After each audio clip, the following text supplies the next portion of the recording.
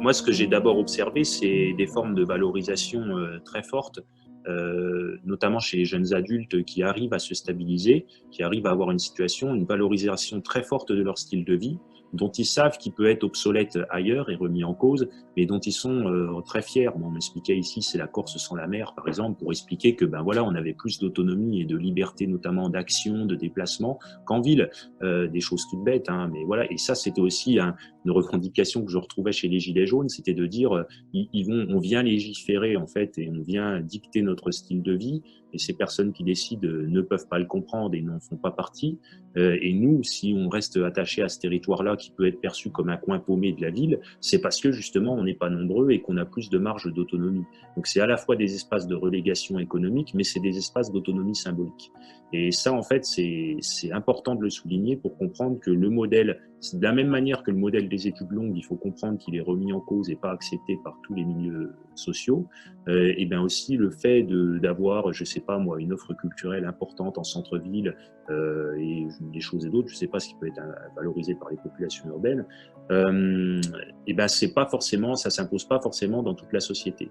Donc la ville fait, en bien des cas, figure de repoussoir. Néanmoins, c'est vrai que pour une part importante de la génération entrante sur le marché du travail que j'ai observé, il y a quasiment une forme d'onirisme en fait dans certaines destinations.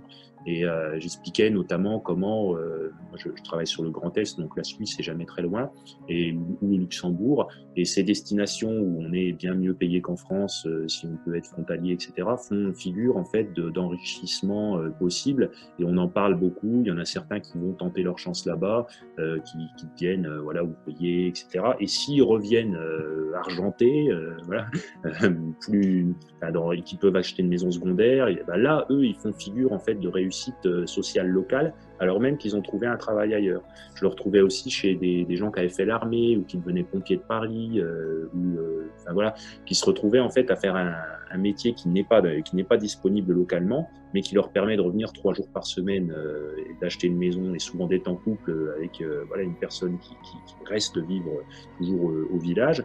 Et en fait, ça bouscule un petit peu les représentations des territoires, parce qu'il va y avoir des villes ou des pays dans lesquels qu'on va utiliser pour l'enrichissement potentiel, pour avoir un statut économique plus stable que ce que propose le marché du travail local, en fait. Mais néanmoins, la reconnaissance, toujours, et enfin, vraiment, ça c'est quelque chose d'important, on va la chercher dans son groupe d'appartenance, dans son premier groupe d'appartenance, là où pour nous c'est important d'être reconnu.